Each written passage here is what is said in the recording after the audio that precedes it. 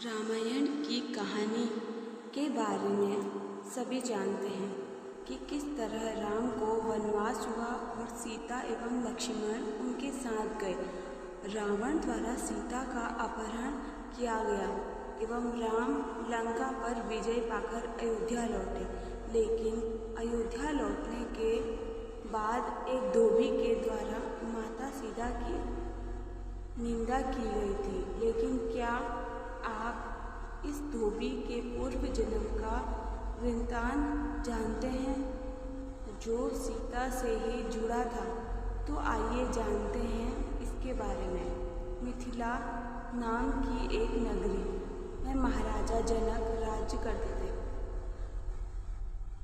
उनका नाम था शीरध्वज। एक बार वे यज्ञ के लिए पृथ्वी जोत रहे थे। उस समय फाल से बनी गहरी रेखा द्वारा एक कुमारी कन्या का प्रादुर्भाव हुआ। रति से भी सुंदर कन्या को देखकर राजा को बड़ी प्रशंसा हुई और उन्होंने उस कन्या का नाम सीता रख दिया। परम सुंदरी सीता एक दिन सखियों के साथ उद्यान में खेल रही थी। वहाँ उन्हें एक सुख पक्षी का जोड़ा दिखाई दिया जो बड़ा मनोरम था। वे दोनों पक्षी एक पर्वत की चोटी पर बैठकर इस प्रकार बोल रहे थे। पृथ्वी पर श्री राम नाम से विख्यात एक बड़े सुंदर राजा होंगे। उनकी महारानी सीता के नाम से विख्यात होगी। श्री राम सीता के साथ 11,000 वर्षों तक राज करेंगे। धन्य है वो जानकी देवी और धन्य है वे श्री राम। तोते को ऐसी बातें करते देख सीता ने यह सोचा कि ये दोनों मेरे ही जीवन की कथा कह रहे हैं। इन्हें पकड़कर सभी बातें पूछूं। ऐसे विचार कर उन्होंने अपनी सखियों से कहा, यह पक्षियों का जोड़ा सुंदर है, तुम लोग चुपके से जाकर इसे पकड़ लाओ। सखियां उस पर्वत पर गई और दोनों सुंदर पक्षियों को पकड़ लाई।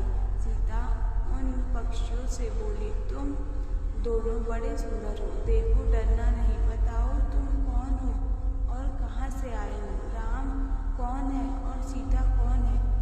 तुम्हें उनकी जानकारी कैसे हुई? सारी बात तो वो जल्दी जल्दी बताओ, भय ना करो। सीता के इस प्रकार पूछने पर दोनों पक्षी सब बातें बताने लगे। देवी वाल्मीकि नाम से जुड़ी विख्यात एक बहुत बड़े महर्षि हैं। हम दोनों उन्हीं के आश्रम में रहते हैं। महर्षि ने रामायण नाम का एक ग्रंथ बनाया है जो सदा मन को प्रिय जान पड़ता है। उन्होंने शिष्यों को उस रामायण का अध्ययन भी कराया है। रामायण का कलेवर बहुत बड़ा है। हम लोग ने उसे पूरा सुना है। राम और जानकी कौन है इस बात को हम बताते हैं तथा इसकी भी सूचना देते हैं कि जानकी के विषय में क्या क्या बातें होने वाली हैं। तुम ध्यान देकर सुनो। महर्षि ऋष्यशृंग के द्वारा कराए हुए पुत्रेष्ट यज्ञ प्रभाव से भगवान विष्णु, राम, लक्ष्मण, भरत और शत्रुघ्न ये 4 शरीर धारण करके प्रकट होंगे।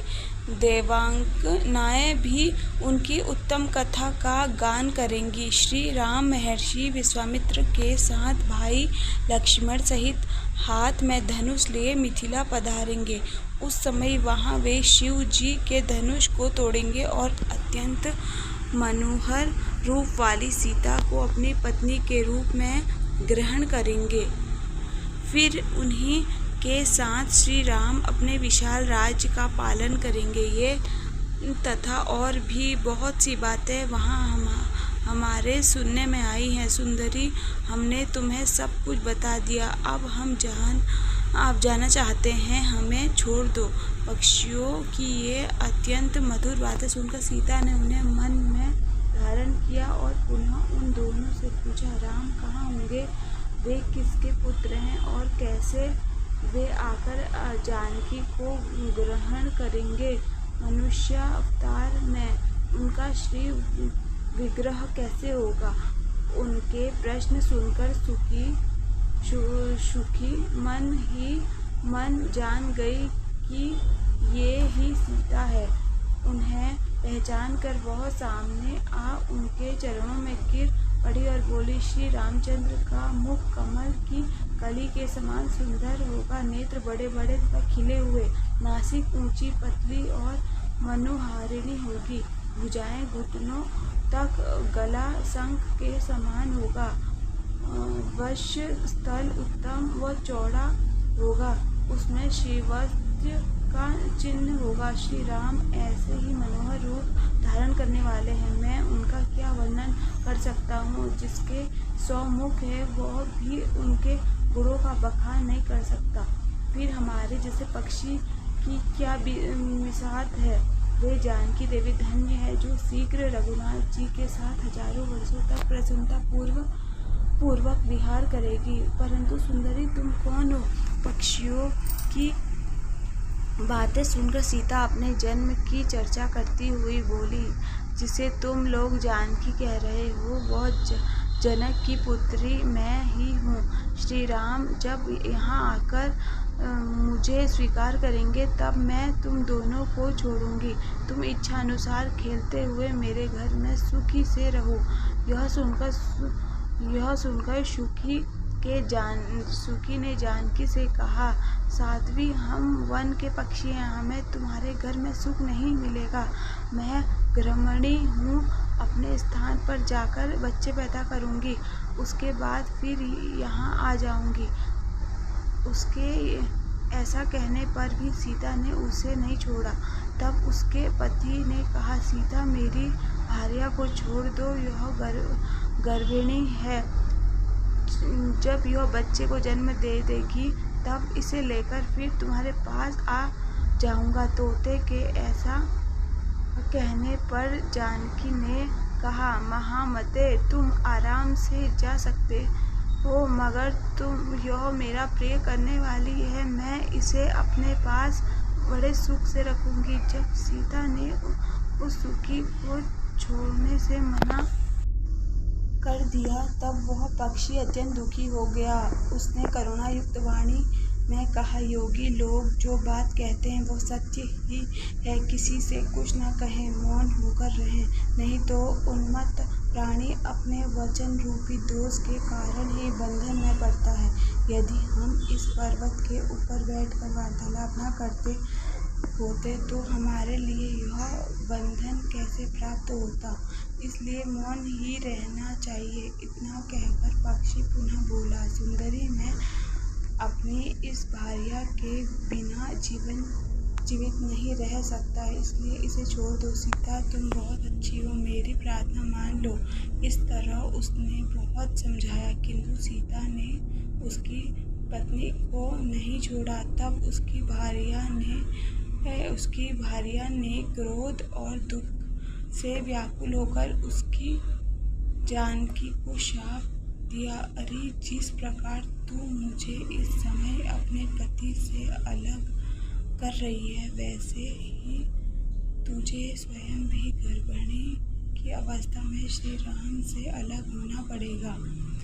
यो कहकर पति वियोग के कारण उसके प्राण निकल गए। उसने श्री रामचंद्र जी का स्मरण तथा पुनः राम नाम का उच्चारण करते हुए प्राण त्याग किया था। इसलिए उसे ले जाने के लिए एक सुंदर विमान आया और वह पक्षिणी उस पर बैठकर भगवान के धाम को चली गई। भार्या की मृत्यु हो जाने पर पक्षी शोक से आतुर होकर बोला, मैं मनुष्य से भरी श्री राम की नगरी अयोध्या में जन्म लूंगा तथा मेरे ही वाक्यों से इसे पति के वियोग का भारी दुख उठाना पड़ेगा। यह कहकर वह चला गया। क्रोध और सीता जी का अपमान करने के कारण उसका धोबी की योनि में जन्म हुआ। उस धोबी के कथन से ही सीता जी निंदित हुई और उन्हें पति की से वियुक्ति होना पड़ा। धोबी के रूप में उत्पन्न हुए उस तोते का शाप ही सीता का पति से विछोह कराने में